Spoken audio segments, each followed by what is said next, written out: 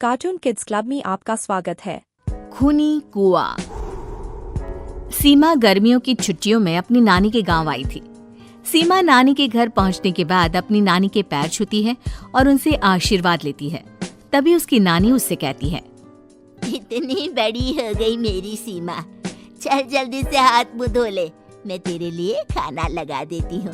भूख लगी होगी ना? हाँ नानी, भूख तो लग रही है मुझे, आपके हाथ के बने हुए पीले दाल और चावल खाने की। कितना टाइम हो गया है मुझे आपके हाथ का बना हुआ दाल चावल खाए हुए। तू तो नौकरी में व्यस्त थी, तो तुझे कहाँ से टाइम मिलेगा अपनी नानी के लिए? और जब इतने टाइम बाद आई है तो ज्यादा टाइम के लिए रुक कर जाएगी तू। हाँ नानी, इस बार पूरे 2 महीने के लिए आई हूँ। सीमा की नानी अंदर जाकर उसके लिए खाना बनाने लगती है। सीमा कमरे में अकेली होती है, तभी उसे किसी औरत के रोने की आवाज सुनाई देती है। वो कभी खिड़की से बाहर झांकती है तो कभी दरवाजे से बाहर झांकती है। उसे समझ में नहीं आ रहा होता है कि आखिर रो कौन रहा है। तभी नानी खाना लेकर आ जाती है। वो अपनी नानी से कहती है, नानी, कोई औरत रो रही है क्या? मैं जब से यहाँ आई हूँ तब से मुझे यहाँ किसी औरत की रोने की आवाज आ रही है। हे भगवान, कहीं ये वही तो नहीं? बोलो ना नानी। अरे कोई नहीं रो रहा, ये तेरे मन का वहम है।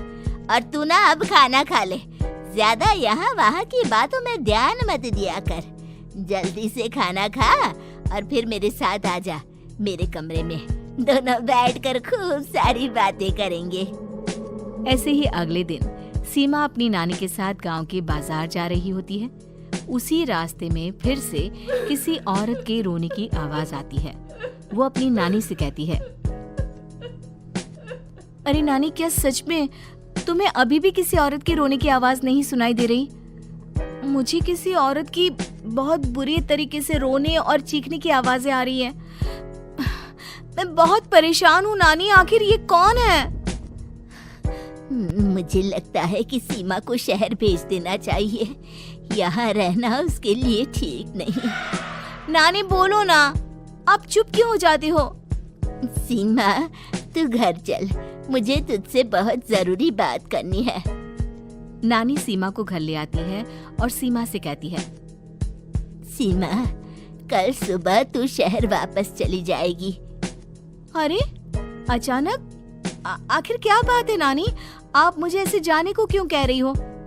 मैं बस जो कह रही हूँ उस पर ध्यान दे।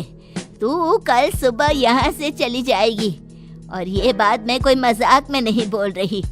तू कल जाएगी तो मतलब जाएगी।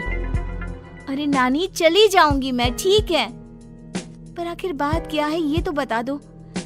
मम्मी से कोई बात हुई है या फिर मुझसे कोई गलती हुई है जो तुम मुझे अचानक से जाने के लिए बोल रही हो?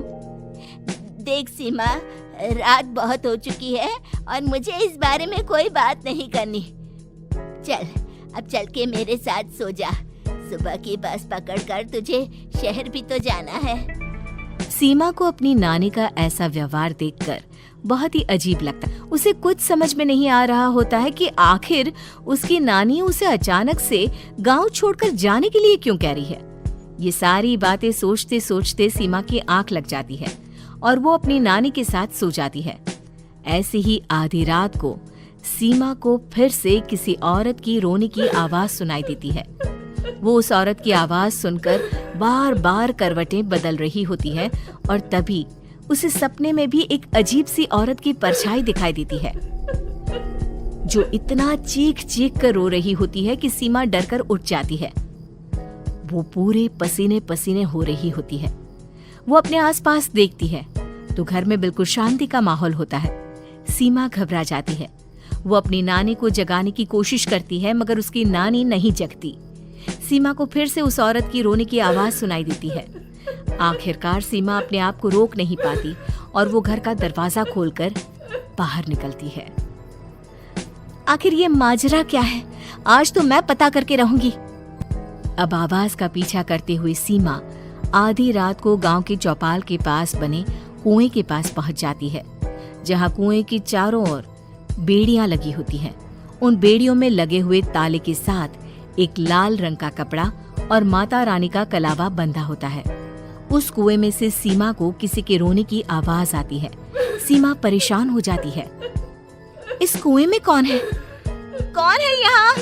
सुनो, कौन है? कौन रो रहा है? वो चिल्ला चिल्ला कर पूछती है और साथ ही लोगों को जगाने की कोशिश करती है, मगर किसी को भी उसकी आवाज सुनाई नहीं देती। अब सीमा खुद उस कुएं के पास की बेड़ियों और तालों को खोलने की कोशिश करती है और किसी तरह कुछ देर की मशक्कत के बाद सीमा उसको खोल भी देती है। और जैसे ही वो कुआं खोलकर उसके अंदर झांकती है, सीमा उस कुएं में गिर जाती है।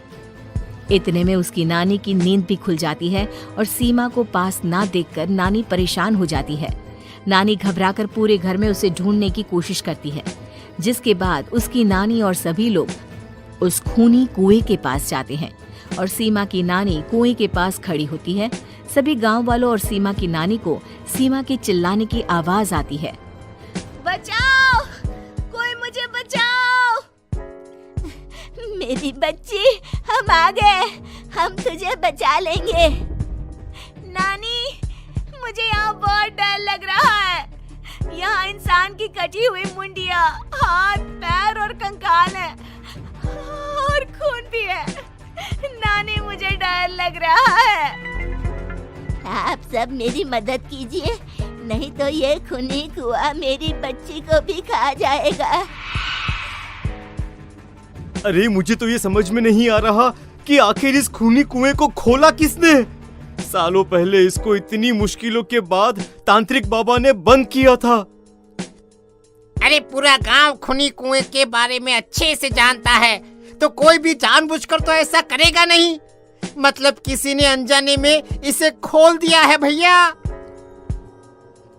सीमा को इस बारे में मालूम नहीं था और जब से वो यहाँ आई थी तभी से उसे किसी औरत के रोने की आवाजें भी सुनाई दे रही थी। कहीं सीमा ने ही तो उसे नहीं खोला। अगर ऐसा है तो फिर सीमा का बचना बहुत मुश्किल है। वहीं कुएं के अंदर सीमा रोते हुए बैठी होती है कि उसे आवाज सुनाई देती है जो कुएं के बाहर खड़े गांव वालों में से किसी को सुनाई नहीं देता। आज सालों के बाद मुझे ताजा खून मिलेगा। तेरा खून पीकर आज मैं अपनी प्यास बुझाऊंगा।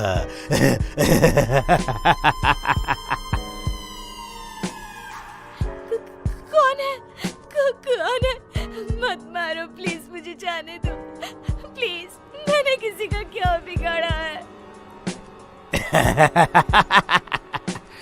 वो तुझे मरने के बाद पता चल ही जाएगा। जितने में गांव वाले और सीमा की नानी कुछ सोच पाते, उतने में उन्हें सीमा के चिल्लाने की आवाज आती है और अगले ही पल सब शांत हो जाता है। क्या हुआ? सीमा, मेरी बेटी। माफ करना बहन, लेकिन अब सीमा वापस नहीं आएगी। हमें एक बार फिर से कुएं को बंद करना होगा। गांव वाले तभी तांत्रिक को बुला कर लाते हैं।